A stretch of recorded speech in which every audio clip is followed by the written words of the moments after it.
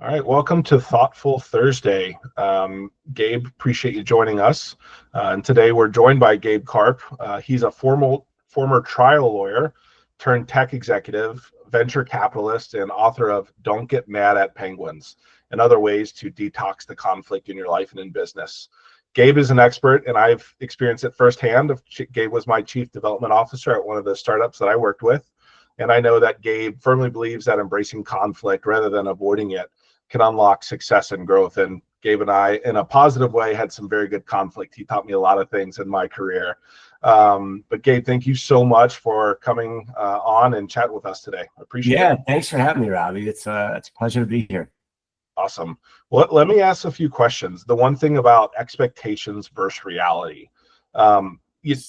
You know, a lot of people commonly struggle with this, when their reality doesn't align with their expectations. In your experience, how does this mismatch typically affect our mental health? Very negatively. I would say that the mismatch, so I'll just say this, there's expectation and there's reality, and the gap in between there is where we suffer. And most of us suffer in that gap. In fact, I'm sure that people watching this podcast are suffering in that gap right now. It's hard because we perceive the world from our unique position, which is different from everyone else's. And right off the bat, by definition, you have a skewed sense of reality. All of us do. And the manner in which I perceive an event is necessarily going to be different from the manner in which you perceive it or anyone else. When there are two people interacting with each other, more often than not, somebody's going to say something that is intended in one way and is perceived in a completely different way. And that's because the person delivering the message has no knowledge of the hormones and neurotransmitters that are being released in the bloodstream of the other person based on what they say. That those are impossible things to know. So oftentimes people can infer offense, like, wow, this person just said something I find offensive, therefore they must have intended to offend me. And the reality is that didn't happen at all. And in my experience, this gap is the source of an overwhelming majority of conflict. Yeah, it's interesting. I think in business, I actually had a conversation with a close friend last night about this exact point. Business, when what teammate and I have a unified or shared goal, that perception of feedback, I think inherently is a positive. Hey, we're all going to the same direction.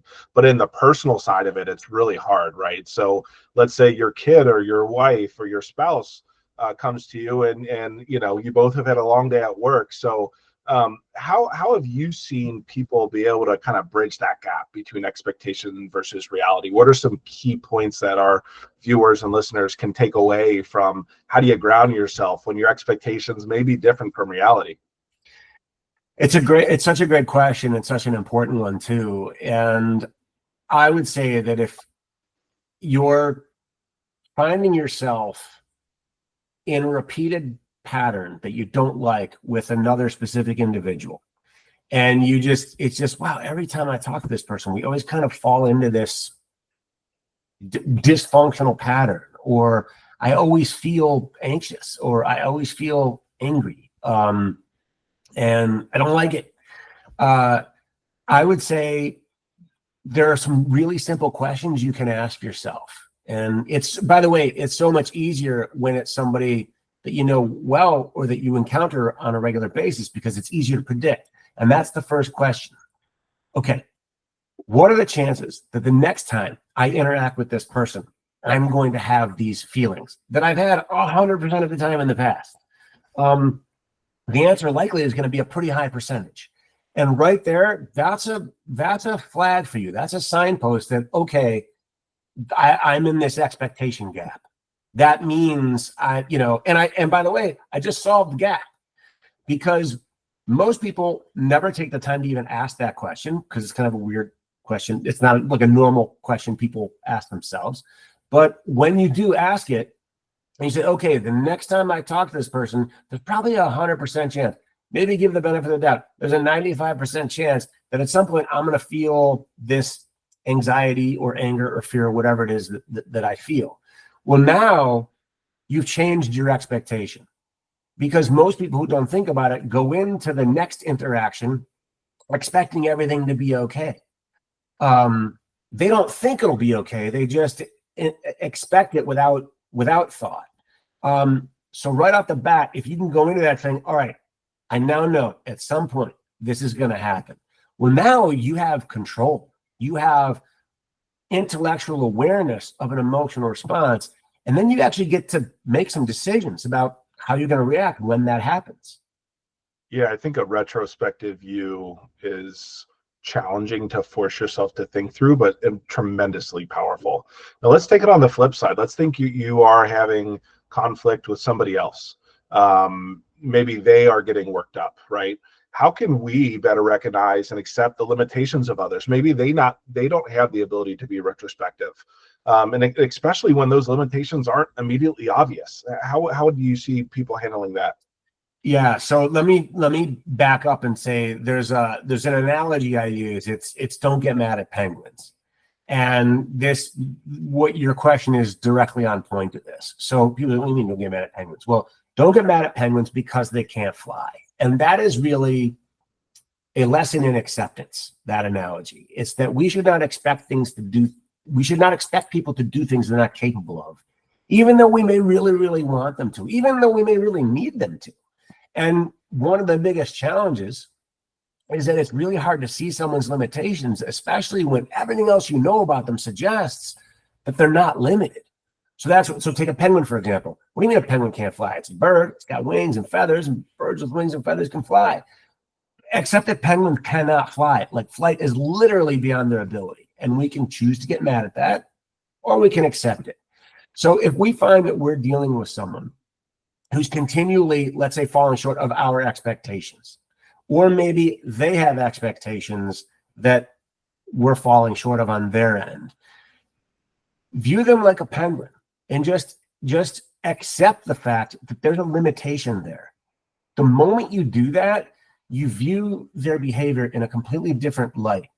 You no longer get offended, because you realize this person isn't making a choice to offend me. They just don't have the ability to behave in a different way. And now you say, okay, what can I do to change their limitation?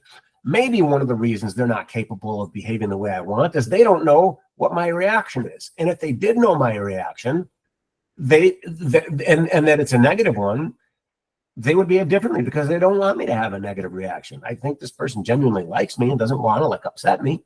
So you can now sort of diffuse your own trigger, like your emotional trigger, and you can say, okay, how can I help this person see my reaction for what it is? And how can I change their perception of me? Yeah, I'm smiling over here because you deployed that exact methodology with me when we worked together. I was a young sales guy and had no idea how to write contracts and statements of work. And you were unbelievably patient, but you also had a bit of an edge because you knew I could take it. And you said, Robbie, this is my expectation.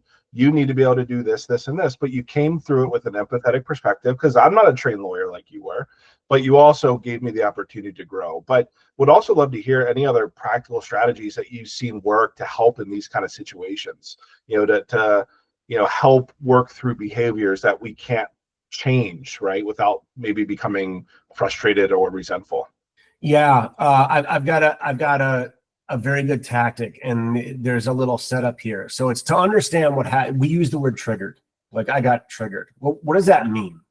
There's a physiological and neurological definition of what being triggered is. We all have this fight or flight response that developed a billion years ago, through evolution, which, by the way, that fight or flight response for our ancestors that lived in caves was amazingly helpful and caused them, when they faced literal life and death threats, they were able to survive those threats because of this response.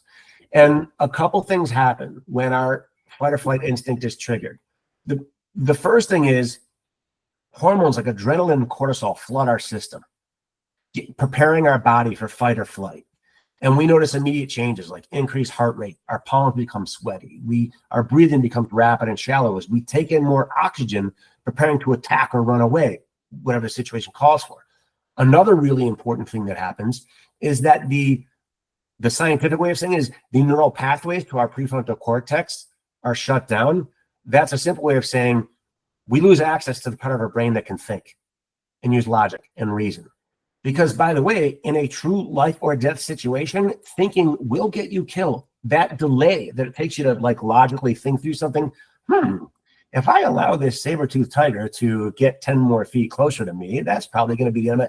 By the time you're done with that thought, you're dead.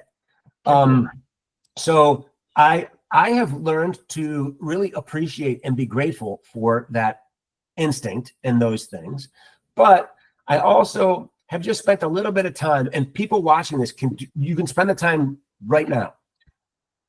The next time you feel the physiological effects of conflict, the hair on the back of your neck stands up, your breathing becomes rapid and shallow, your voice feels shaky, just tell yourself right now, okay, that's my fight or flight instinct kicking in.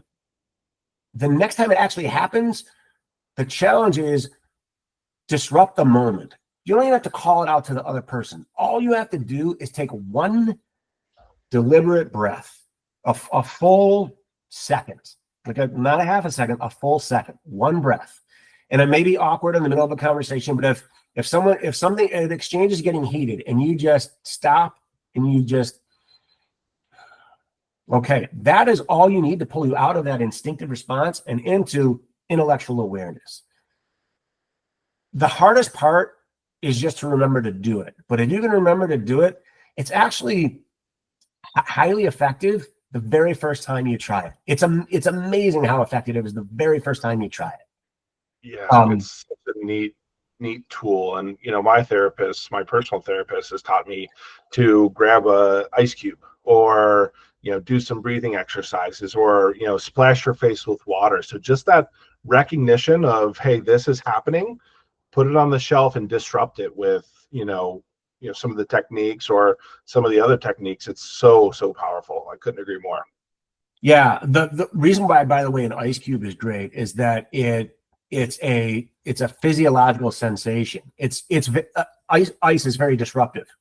Mm-hmm. The problem is you don't know when the heated exchange is going to happen. You probably don't have an ice cube on hand, but you can do other things. Again, take a breath. You could pinch yourself. You could, crack your knuckles, or people probably don't want to mess with their knuckles. But there, you can come up with your own thing that works for you that just kind of snaps you back into, okay, wait a second, I'm in a triggered moment. The moment you can articulate that in your mind, you're out of it. Now, by the way, you're still going to be in conflict. You're still going to feel jumpy and jittery, but that connection to your part of your brain where you think has been reestablished.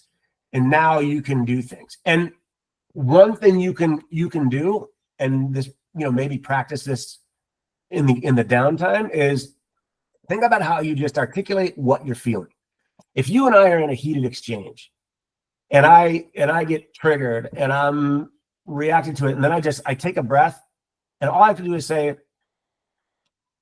Robbie, I'm trying to process that right now. I'm feeling negatively about this, and I'm processing.